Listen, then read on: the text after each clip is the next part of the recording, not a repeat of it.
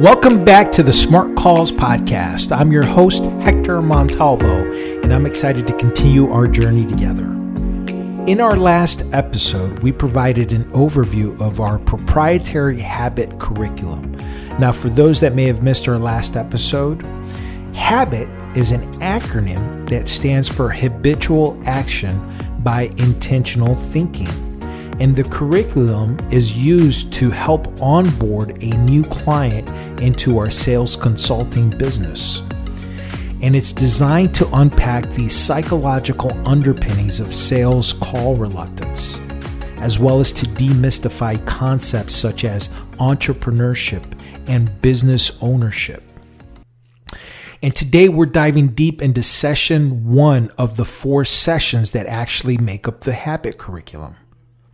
And the first session in the habit curriculum is called Creating Your Process, specifically tailored for professional prospecting. So let's get started. Creating your process is a foundational step in the habit curriculum, especially when it comes to professional prospecting. But why is it so important? Establishing a personal process helps you structure your prospecting activities, ensuring consistency and efficiency in reaching out to your potential leads. In this session, we focus on initiating conscious alert thinking. This state is akin to experiencing something new, where your awareness is heightened and you're fully engaged in the moment. It's about being deliberate and mindful as you lay down the groundwork for your prospecting process. Now, mind you, when we are onboarding a new client, we are working and unpacking these theories and strategies together. Now, steps to creating your prospecting process. Let's break down the steps to creating your professional prospecting process. Start by step 1, defining your prospecting goals. This is so critically important.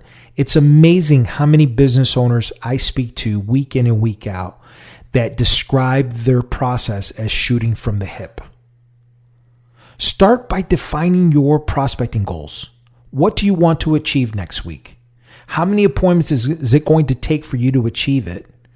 And as a result of that, how many live answers do you need to perform in order to achieve what you're trying to achieve?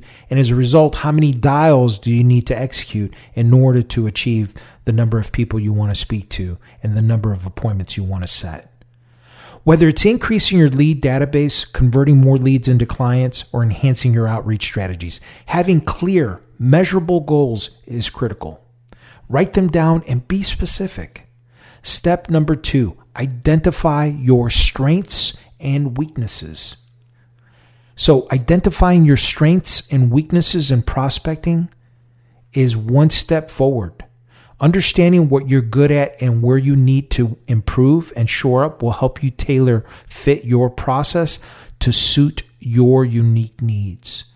This self-awareness is key to creating an effective prospecting plan. Step number 3, develop a plan of action. It's not enough to know what to do. The other side of that is taking action.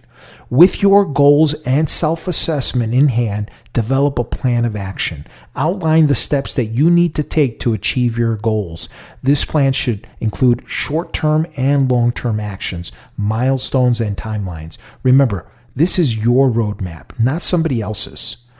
Step number 4, stay flexible and adaptable. Staying flexible and adaptable is so incredibly important so that you realize that your process is not static but dynamic. Your process is a living document. It's okay to make adjustments as you progress. Be open to change. Be ready to tweak and recalibrate your plan when necessary. Flexibility is essential for long-term success. Let's talk about initiating conscious alert thinking and prospecting. This state is all about being present and fully engaged when you're doing this.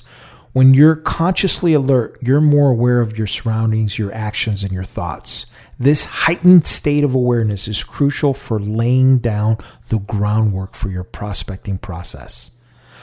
To achieve this, try practices like mindfulness and meditation.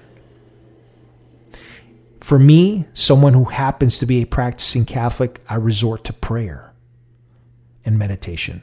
So these techniques can help you focus and remain present, allowing you to approach your prospecting activities with clarity and intention. Additionally, journaling your experiences and reflections can keep you anchored in the present moment. Here are some practical tips and techniques to help you create your prospecting process. The first, set aside dedicated time. Allocate specific times each day or week to work on your prospecting. Consistency is the key to building a solid foundation for repetition. Number 2, use tools and resources. So in our case, in our context, when we're onboarding a new client, we introduce them to the Smart Calls Dialer.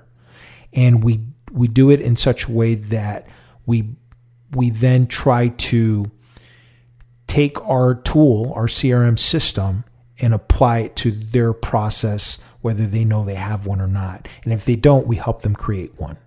But utilizing CRM systems, prospecting apps, or any tools that help keep you organized and on track with your progress is important. You can't work as if you're working in the 20th century in a 21st century environment, or you're setting yourself up for failure. Seek feedback. This would be number 3. Don't hesitate to seek feedback from your mentors, peers, or coaches. Constructive feedback can provide valuable insight and help you refine your process as you go. This is the recalibration part that we were talking about. Let me share a real life example. When I first started my journey in sales and coaching, I didn't really have a clear prospecting process. In fact, I struggled with consistency and often felt overwhelmed. It wasn't until I sat down and created a structured prospecting process that things started to change. I defined my goals, identified my strengths and weaknesses, and I went to work every day shoring up my weaknesses and developed a plan of action. Over time, I adapted my process, remaining flexible and open to new ideas. This structured approach was a game changer for me, and it can be for you too. Now, as we wrap up this episode, I encourage you to reflect on what we've shared here today. Take some time to think about your own prospecting goals, strengths, and weaknesses. Start drafting up your plan of action and commit to initiating conscious, alert thinking. Remember, creating your process is just the first step towards achieving your professional prospecting goals. And if you need help with this, don't be bashful. Reach out to Smart Calls, and we'll help you with this. Our goal is to collaborate with business owners just like you in helping get your business off the ground. In our next episode, we'll dive into session number 2, trusting your process. We'll explore how to build confidence in the process you've established and move towards conscious, relaxed thinking. Until then, stay curious and keep striving for growth. Take care and God bless for now.